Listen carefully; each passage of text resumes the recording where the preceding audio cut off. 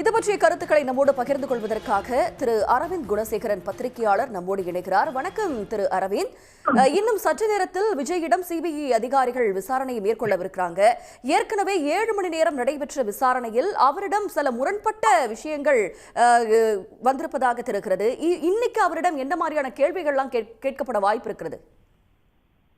முதல் நாள் விசாரணையின் போது விஜயிடம் ஒரு சில கேள்விகள் பாக்கி இருந்ததாகும். அந்த முதல் நாள் விசாரணையும் இறுதியாக முடிவடைவதில்லை. அன்றைய தினம் விசாரணை இறுதியின் போது சிபிஐ சார்பில் 19ஆம் தேதி மீண்டும் சம்மன் அனுப்பியும் 19ஆம் தேதி மீண்டும் ஆஜராக வேண்டும் என தெரிவித்த போது விஜய் தரப்பில் எதாக இருந்தாலும் நாளைய தினமே, அதாவது 12ஆம் தேதி ஆஜராகும் போது 13ஆம் தேதி சம்மன் கொடுங்கள், 13ஆம் தேதியை நான் அனைத்தையும் முடித்துவிட்டு நான் செல்கிறேன். எங்களுக்கும் அரசியல் கட்சி நான் ஒன்றை வைத்திருக்கிறேன், சில அரசியல் நடவடிக்கைகளும் நாங்கள் நடத்த வேண்டியிருக்கிறது, பொங்கல் என பல்வேறு காரணங்களை காட்டி உடனடியாக நாளை மறுதினமே சம்மன் வழங்க வேண்டும் என விஜய் தரப்பில் கோரிக்கை வைக்கப்பட்டது. ஆனால் சிபிஐ தரப்பில் இல்லை, உங்களுடைய பதில்களை நாங்கள் ஒப்பிட்டு பார்க்க வேண்டும், எங்களுக்கும் சில காலவாசம் தேவைப்படுகிறது என கூறினார். 19ஆம் தேதி 2வது சம்மனை கொடுத்திருந்தார்கள்.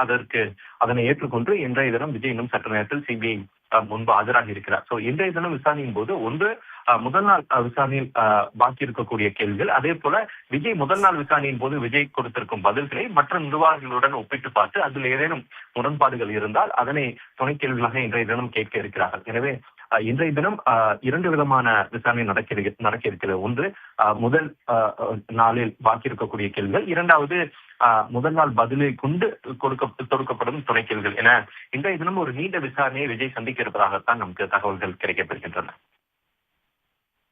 இன்று குறிப்பாக அவரிடம் என்னென்ன கேள்விகள் எல்லாம் கேட்கப்படலாம் திரு அரவிந்த்? பொதுவாகவே விஜயிடம் மட்டுமே கேட்கக்கூடிய ஒரு சில கேள்விகள் இருக்கிறது. அந்த கேள்விகள், அதாவது ஏன் இந்த தேதி மாற்றப்பட்டது, அதே போல அவர் மேலிருந்து பேசும்போது அவர் பார்த்த விஷயங்கள் ஏனென்றால் அவர் மட்டும்தான் அந்த வேன்ல மேலேறி நின்று பிரச்சாரத்தில் ஈடுபட்டு வந்தார். சோ அப்போது அவருக்கு மட்டும்தான் மேல இருந்து கீழே என்ன நடக்குதுன்னு தெளிவா தெரிஞ்சிருக்க கூடும். ஏன்னா அவர் தான் தண்ணீர் பாட்டிலை எடுத்து கொடுத்தார். அதே போல ஆம்புலன்ஸ் செல்லும் போது அவர் தான் வழிவிட சொன்னார். அப்படி இருக்கும்போது அதனை தொடர்ந்து அங்கு என்ன மாதிரி சம்பவங்கள் நடந்தன, ஏதாவது அசம்பாவிதம் நடந்ததா, அப்படி அசம்பாவிதம் நடந்திருந்தால் ஏன் நீங்கள் அதனை தொடர்ந்து இந்த பிரச்சாரத்தை நீங்கள் தொடர்ந்தீர்கள், அதனை தொடர்ந்து அசம்பாவிதத்தை நீங்கள் பார்த்திருந்தா உடனே அப்ப ஏன் போலீஸை கூப்பிட்டு நீங்க சொல்லல, உள்ளிட்ட பல கேள்விகள் விஜயிடம் கேட்க இருப்பதாக தான் நமக்கு தகவல் கிடைக்கப்பட்டிருந்தது.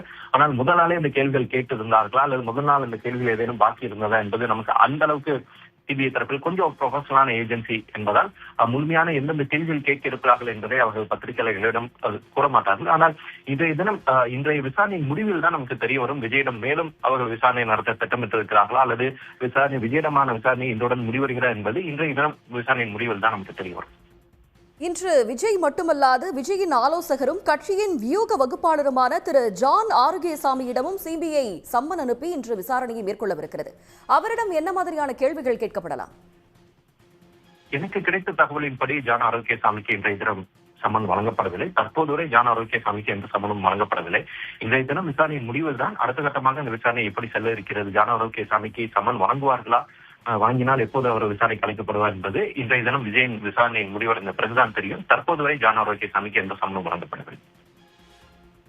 இணைப்பில் வந்து தங்களுடைய கருத்துக்களை பகிர்ந்தமைக்கு மிக்க நன்றி திரு அரவிந்த். உடனுக்குடன் செய்திகளை தெரிந்து கொள்ள சன் நியூஸ் பெல் ஐகானை கிளிக் பண்ணுங்க.